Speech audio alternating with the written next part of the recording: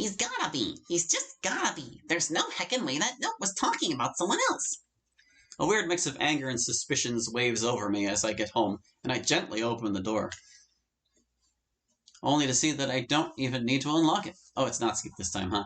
Looks like someone has broken in. The door falls to the ground as soon as I touch the doorknob. Yeah, if it's like Natsuki's inner monologue, you should probably keep the box the same color as her. Just like leave the name tag off. As soon as I step inside, a weird-ass creepy feeling runs down my spine. Who in the mother of frick caused this mess? Two of the windows are completely smashed and the whole floor is covered in beer bottles? What the heck? What is all this? I thought he quit this stuff weeks ago. Great, another relapse or something. As soon as I take a few more steps in, something slams into my left side, almost dropping me to the floor. Hey, watch where you're going. What in the world were you thinking of? My body freezes. The one who pushed me was my father? Ugh, Dad, what's the big deal with you today? Once I come to my senses, I notice something. He's acting kind of off. Dad, are you all right? His eyes are all red, and he's creeping me out. Oh, come on, Dad, you got drunk again, didn't you? Look at yourself, you're a mess, banging around. You stupid little bitch. Now look at what you've done. I have nothing because of you. All I have left now is a stupid, broken, whatever this is. It's all I have. Or it was. Until you came along. He suddenly punches me in the face. Hey, the heck's wrong with you? You always end up running off to be with those stupid little friends of yours. You keep hanging out with that jerkish brat. I raised you better than that, you little shit. You leave me no choice. Guess it's about time I wipe that dumb look off your stupid face.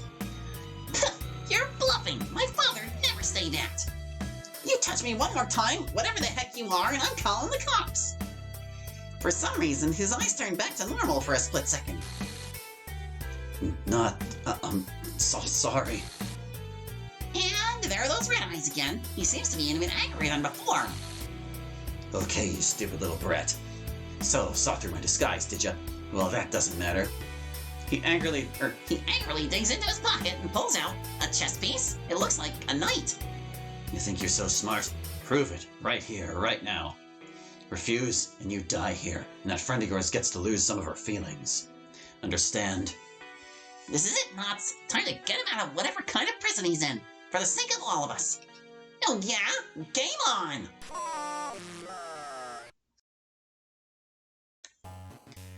Alright, so we've already seen me utterly fail at chess once. I think since the mod continues, whether you win or lose, I'm gonna make it my new objective to lose as quickly as possible. How's that sound to you guys? King, get out there! Get into as much danger as possible, King! Uh-oh. Well, it's not looking good for our kingy. Oh, I can't legally move there. Oh no! Checkmate! I can't believe this happened. Looks like the winner's side is black. Total loss against the current boss, 1. I can't believe I'm sharing my blood with such a crybaby. Man, Natsuki's really bad at chess. And you're supposed to be my daughter? Don't make me laugh. He lands a couple of punches on my guts and my face, and takes advantage of me while I'm still dizzy from his attack to literally throw me out of the window. Before I can get back inside, I see him getting covered in a weird dark cloud.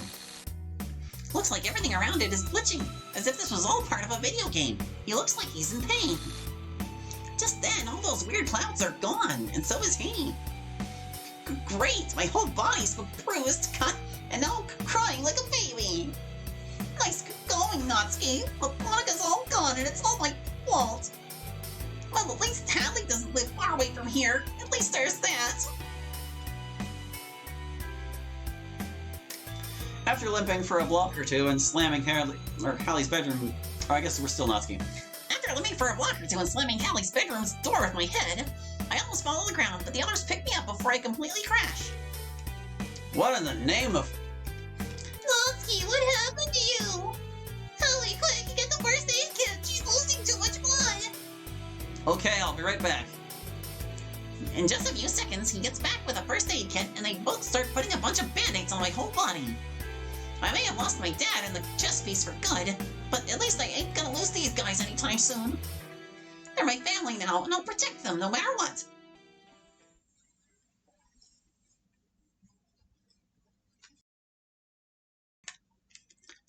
After a long way, Yuri finds herself in a dire situation. Like, it's a little weird. Sometimes it's a third-person narrative. Sometimes it's, like, their perspective. Like, you should, like, make it a little, like, consistent. Like, if this is supposed to be Yuri's segment, then we should be in Yuri's perspective. Like, the puck should be purple. We shouldn't see her sprites. Whatever. Have I looked nearly everywhere around town, not to mention nearly murdering her back and having people wonder why a schoolgirl was running around the place? What? She was unable to figure out where she could look for the elusive chess piece. Oh dear, how am I ever going to find this thing? Time could be running out for Monica. Let me think for a moment. If that entity was actually telling the truth, maybe it knows us better than we initially figured. It probably knows my preference for quiet places in which I can calmly read any book in my possession. So, since I already checked the school, and my house is perfectly empty, that just leaves the library. Yes, that should be it. I am a regular there after all. Yuri then immediately heads to the library, and as soon as she reaches the place, she instantly realizes that something is wrong. Why is the door open? Isn't this place usually closed at this time of day? Well. Upon entering, Yuri shivers due to an eerie drop in temperature. As she walks through the silent corridors of the public building, her fears grow steadily. Why does this place feel so dark all of a sudden? It's weird. This is the first time I've ever felt nervous inside a library. I hope nobody's trying to pull a prank on me. She stops herself mid-sentence as she notices a weird pedestal, sitting right in the center of the library, in a spot where it could be seen from anywhere in the room. On said pedestal, she notices there's a book that she begins to recognize more and more as she approaches it. Looking at its front cover, it reads, The Portrait of Markov? What in the world? I thought this book was banned in the country months ago. Something about causing violent riots, I think. So why would a copy just be sitting here? As soon as she puts her hands on the book, she starts turning all the pages in a somewhat crazy, erratic manner, as if she's excited about both finding a possible clue for her chess piece and having her favorite book in her hands once again at the same time. However, just as she notices her heart is pounding way faster than it usually does when she's reading, she snaps out of her excitement. Why is my heart pounding so hard? What's going on? Yuri is cut short as the book begins to do a creepy tremble in her hands. She then takes a few steps back as the pages start turning themselves faster than any human could possibly turn them. Just as soon as it starts, the pages abruptly stop moving at the page containing the poem, Open Your Third Eye. Open your third eye. I can feel the tenderness of her skin through the knife, as if it were an extension of my sense of touch. My body nearly convulses. There's something incredibly faint, deep down, that screams to resist this uncontrollable pleasure. But I can already tell that I'm being pushed over the edge. I can't stop myself. After several moments of nothing, the book suddenly starts to tremble violently. Yuri gasps as a sort of glitchy cloud begins to sprout out of the book in random patterns and directions, forming a puddle right in front of the pedestal. The puddle then begins to rise, as it slowly takes the form of Yuri, but with an even crazier version of her bookworm self, sporting random bloodstains all over its body, and a large bloody knife on her hand.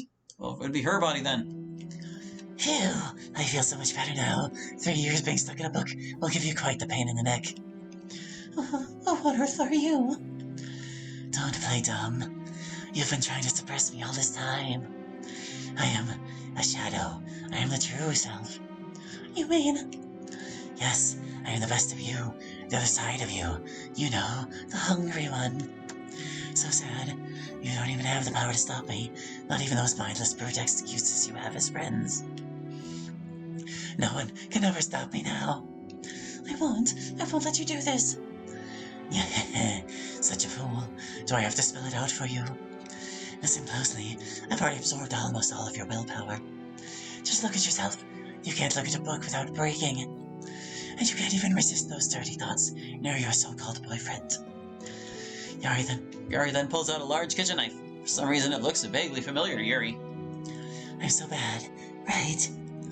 Yuri then gets swept to the ground by one knife swing from her alter ego. Trembling in fear, the ambience only seems to get darker, yet darker. As the shadows cut deeper, Yuri's disbelief grows exponentially. You can't. This can't be. You just can't be me. This is not possible. Oh, but it is. I got so tired of being a mere shadow. Yari steps forward in a menacing manner. Yuri steps back in response. I'm sick of you always being the dominant one. I'm sick of you always getting to meet everyone else and get more friends than me. And I'm sick of you ruining my chance to be with the boy I loved. Both girls are silent for a moment, one regaining her composure somehow, while the other keeping quiet. Look at you. Still silent, huh? You can't even work up the nerve to... You're wrong. Excuse me. I said, you're wrong. You're not me. Never in a million years would someone with such a degraded mind even be close to who I am. Even if it were true at some point, that's no longer the case. So what if I can't be with the one I love? Why should that matter? Now it is Yuri's turn to step forward. Love doesn't exist as something that gives you the power to force others to like you. Love is merely a sense of trust. When we like someone, we put our trust in them. As we connect with them more, the trust continues to build. Finally, we have someone we can trust with everything and anything that may come our way. Yuri does a dramatic pose. That is what love is, not whatever kind of delusional thoughts you might be entertaining. That's why I don't need to be with them, as long as we are friends, and as long as we can trust each other. Then that's all I need to be happy. I'm sure not even found that hilarious. You really are an idiot. Don't you dare think that lying will lead you anywhere. I know you still harbor those feelings of longing. I can sense them. But no matter, I'll convince you I'm in the right. Even if it kills me. Yari then snaps her fingers. The forgotten book of the pedestal shakes violently, and the bishop comes flying out in a small cloud of black smoke. Oh, wait, is that... Why, yes, my dear, mystery maiden. This sweet, sharp-looking figurine right here holds some of Monica's emotions. If you want your friend to conserve her wisdom and judgment, you only have one choice. And that is demonstrating their intelligence and cunning can match up well against mine. Yari then hovers her hand in front of herself as she begins to form a small glitchy cloud on a nearby table. After a few seconds, it disappears, revealing a chessboard with all its pieces ready to start a new game, with the lone exception of the bishop, or a bishop. Yuri instinctively gets her evil self's message of challenging her to a chess game, with the bishop as the game's prize. Before starting the game, Yuri's evil self suddenly starts laughing uncontrollably while saying, And so I strike like an unseen dodgeball in an unechoing gymnasium. Very threatening. What kind of metaphor is that? Just go with it.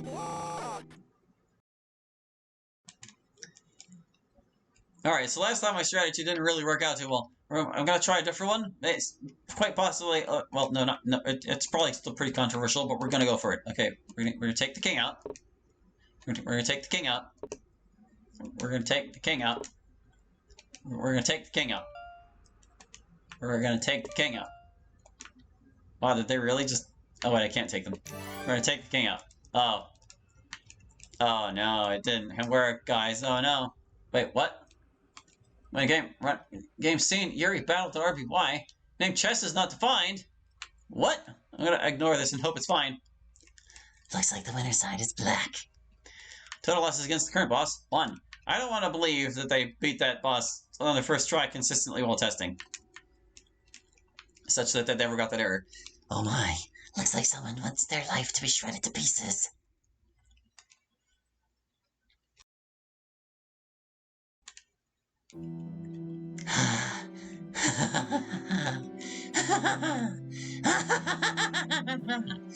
And you're supposed to be me? What a horrible excuse for a yandere you are. She's not a yandere. I'm not a yandere. Yeah, sure. Just keep negating the truth. Denying the truth? You're just a failure. You can't even maintain your composure in a chess game. How are you supposed to find the strength needed to get a boyfriend? Face it, Yuri, you're just a pure shitty coward. And don't ever even talk to me with that half-assed determination again, you worthless trash. Yari then takes the bishop and crushes it into oblivion with her bare hand, just before disappearing in the same glitchy cloud she initially came from. Oh no, guys, we're utterly failing to save Monica. After taking a few seconds to catch her breath, Yuri starts walking towards the library's entrance, while partially crying and getting some maniacal laughs at the same time. Well, I guess I must accept my own fate. I could not defeat my other self. I feel like I don't deserve to live. I will even lose one of my friends, forever, and it's all my fault. For a moment, Yuri automatically turns into her alter ego. Just automatically. Screw it. All they want to do is take my boyfriend away from me. And besides, nobody would cry if she killed herself. She then immediately snaps back to reality. Oh my, what am I even saying? I have to stay strong.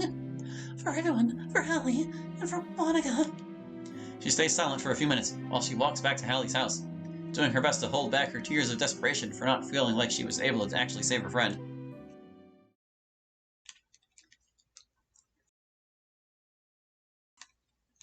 Just as Hallie gets to open the clubroom's door, he notices something rather weird standing in the corner next to the teacher's table.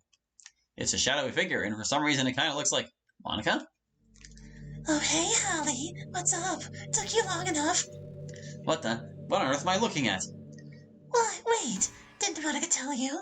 I'm her past self, silly. I'm the embodiment of the original code of this game. You're bluffing. Oh, yeah? Ask your pretty little lover if I'm bluffing. I was the one who forced Monica to harm her friends against her own will, and now that I've almost reached my goal, I'll stop at nothing to ensure that no happiness reigns in this game. What in the world are you talking about? You will behave and shut your mouth if you have value in your life, young man.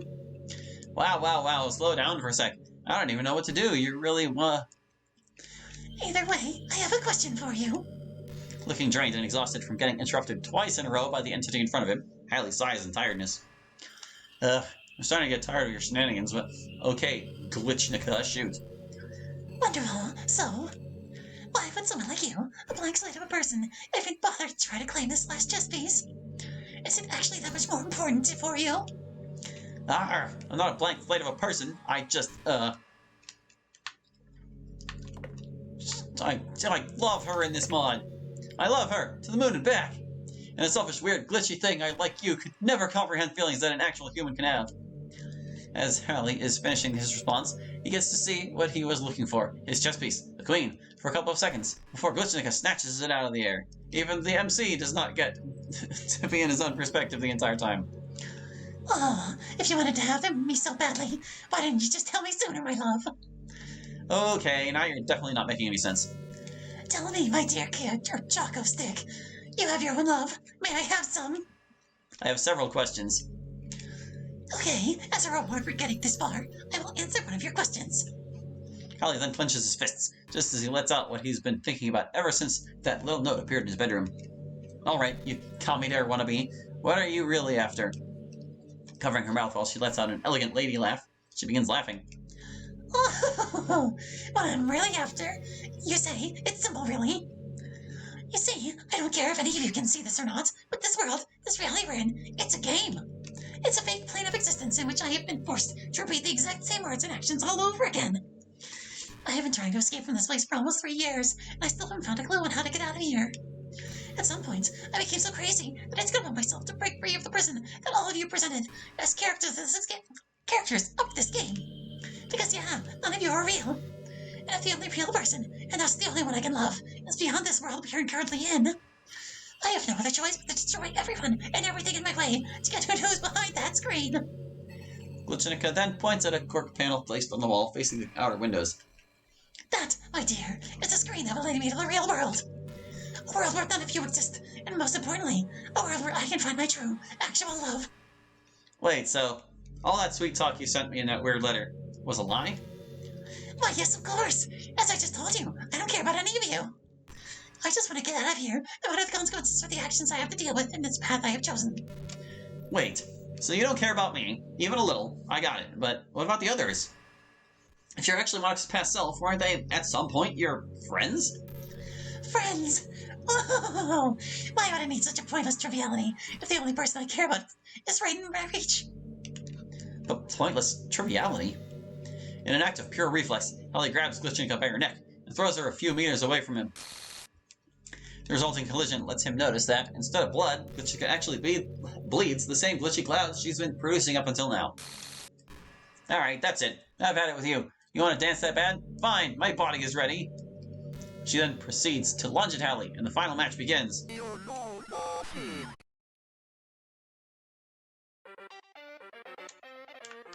Oh no, the Megalovania music's playing. How can I possibly throw it this time? Alright, well, the last few strategies did not work. but that's okay. We're gonna stick to our guns, all right? We're gonna stick to our guns. We're gonna go this way this time. We're gonna go this way this time. This way this time. We're gonna get it. We're gonna get it. We're gonna get it. We're gonna get it. We're gonna get it. We're gonna get them all. Oh, I can't get that one. I can block them though. Oh, he can't step there for some reason. Oh yeah, the rook. Duh. I can move here. I can move. Wait, I can't move here? Do I have to move someone else to save the king? Yeah, he can't move right now. I guess I can put the queen between them. There you go. Oh, no. Oh, I can't believe we lost. My controversial strategies just don't work. Looks like the winner's side is black. Total loss against this grand boss won. I hope you don't mind me being alone. For you don't mind being alone. For all eternity. Man, I'm just not good enough at chess, guys. Oh, I'm terribly sorry, my love. Now you'll perfectly understand what it means to have your loved one always seeming so near, yet somehow out of reach. You'll just have to endure an endless torture of life away from me. And away from that stupid little shell of a girlfriend you thought you had. Goodbye! As she's saying her final words to Hallie, she teleports him back to his house's outside door. So I have a question. If this evil glitch Monica is a separate entity from regular Monica, and there's like a cork screen on the wall that she can use to come to our reality or whatever, why does she need to do any of this? Taking a deep breath, he mumbles something to himself. Nice going, Hallie. You lost your only chance to get Monica back. I guess Natsuki was right when she called me a doofus.